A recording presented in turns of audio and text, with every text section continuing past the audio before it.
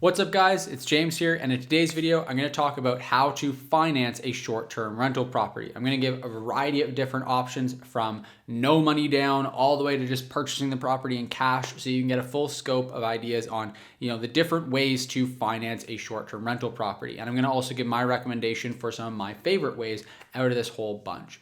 So without further ado, let's jump into it. Before we do, I just want to remind you guys that there is a link in the description down below for a free training. It's completely free on exactly how to invest successfully into short-term rental properties.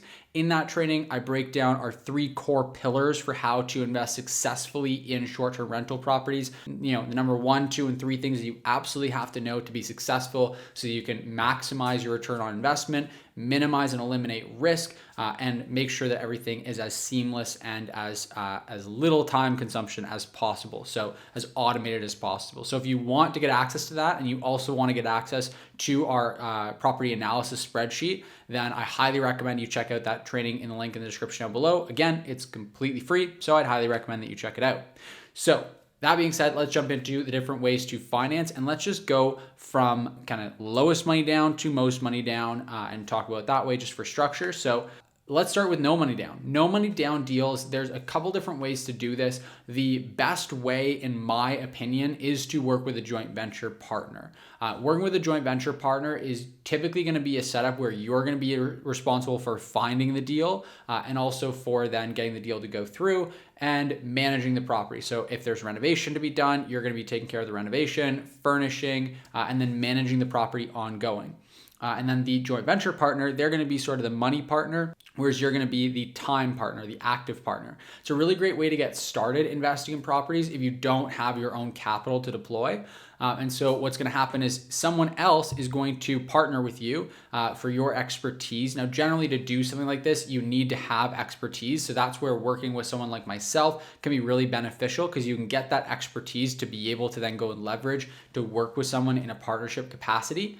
And that joint venture partner is going to be responsible for the money for the down payment, renovation, furnishing, that sort of thing, as well as for the mortgage capability. So they're going to go and apply with a lender and they're going to get the mortgage capability to be able to allow you guys to buy the property. So that means that you're going to be able to get into the property without any of your own money down. You're really just earning sweat equity.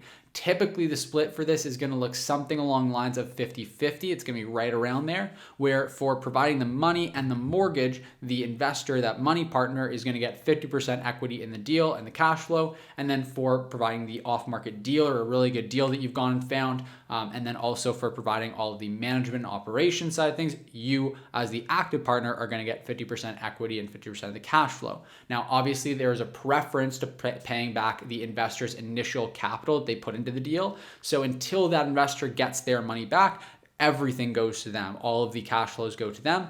Or the best way to do this, in my experience, is to find a property that is in need of substantial renovation so that you can renovate the property, do a cash out refinance, and use that cash out refinance money to get the investor back their money. And then from that point forward, once the investor has their money repaid, now you can just split the cash flow. So you've quickly got a nice, couple $1,000s with a short-term rental in monthly cash flow that's coming your way, another couple thousand going to the investor, and you didn't actually have to put any money into the deal. You've also then built up experience so that when you do have the cash to deploy into your own deal, you then are going to have some more experience to be able to do that successfully. And then the other big thing is that you now get 50% equity in all of the appreciation, all the principal pay down on that property. So as the mortgage gets paid now, you are building equity every month. And as the property appreciates naturally in value every year, you're also benefiting from that.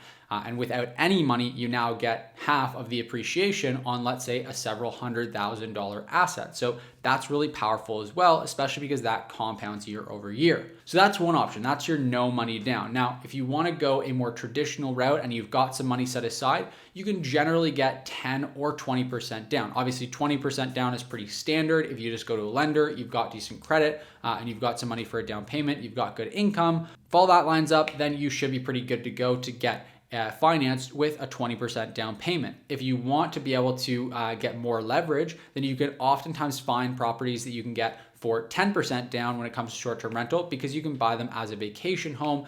You have to obviously buy it for a vacation home, and then you also can then use it as a short-term rental. So there's different specifications for how you qualify there, but it's a really great option because it can allow you to leverage 10% down and get yourself into a larger deal. The important thing here that's absolutely crucial that I cannot stress enough though is you really have to analyze deals in more depth with more due diligence whenever you're putting less down on the deal. If you have less equity position in the deal, it just means that you really need to make sure that your cash flow is going to be strong, that you're never going to be put in a place where you need to sell that property, because the worst case scenario is something like what happened in 2008. So if you think about what happened in 2008, people got money with a lot of leverage. A lot of times they were doing 5% down, 10% down, even no money down on these deals, and they were paying interest only on the loan, so they didn't actually build any equity over time even. And then suddenly, if they can't afford to carry the property to actually pay that monthly balance,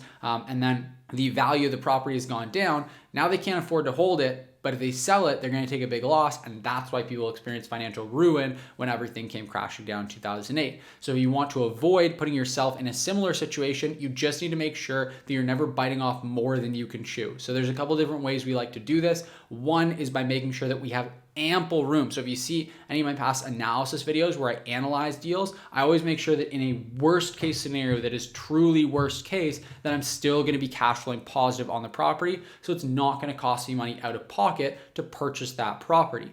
I also like to make sure that in a best case scenario or a more reasonable scenario, we have lots of room so that in 1 year of good operations, we build up enough cash reserves to be able to carry that property for several years in the future. I also like to make sure on certain deals that it can work as a long-term rental, so I can transition it over and still make it cash flow nicely if I need to. So I have that as a backup plan in the event that anything restricts my ability to use that property as a short-term rental. So there's a bunch of different ways you can protect yourself, but I just want to stress that it is important that you do protect yourself in whatever way, so that if you are utilizing leverage, you're doing so safely and in a calculated way.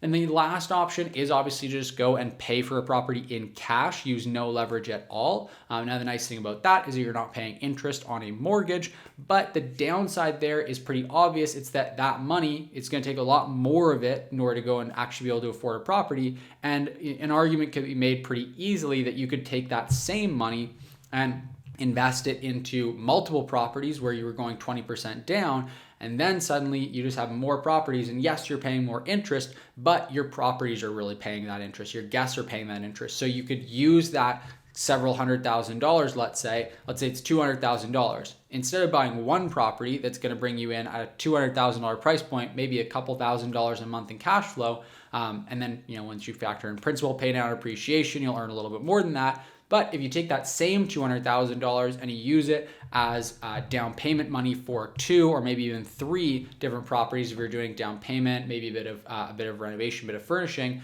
you're buying some more expensive properties, those properties together are going to generate more profit on your initial investment than you would with just one. So you just get more leverage. That's a pretty obvious one. You're going to get more benefit from that. There is the risk, but again, I recommend mitigating the risk. So my personal preference is to do either a no money down deal if I want to partner with someone and I want to grow more quickly, which for me, it's not really my main priority right now. I'm not trying to grow super quickly. So as much as there are a lot of people that want to do those types of deals with me, I'm mostly just turning those people down at this point because I don't have a desire to grow more quickly than my own capital can finance.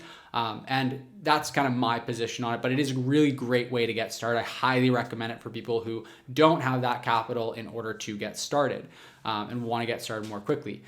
Now, my other preference is to go in at like a 5%, 10% deal kind of structure, down type of structure, because that just allows me to get more properties with my own capital where I then have full control over them, full ownership of them. But I'll sometimes do 20% down deals as well. And it all just comes to how to make the numbers make sense in a way where I'm maximizing my profit while also minimizing my risk. So I don't want to assume additional risk.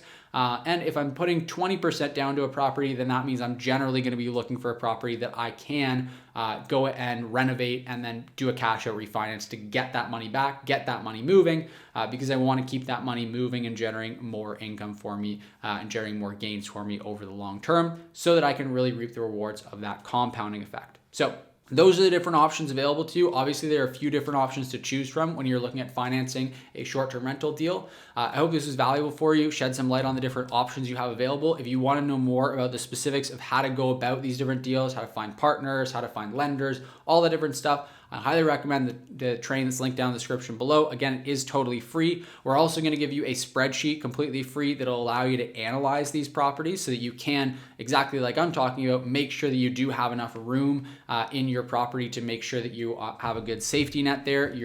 Any leverage you are deploying, that you're doing so safely. So I highly recommend you check out that training. It's linked in the description down below. Lastly, if you did get value from this video, if you liked it, please give it a thumbs up, hit that like button. It really helps me to grow this channel. If you are new here or you are old here and you are not yet subscribed, then please make sure you hit that subscribe button so you can stay up to date with the channel. All that being said, I hope you had a great day. I hope you have a great rest of your day, and I will see you in the next video.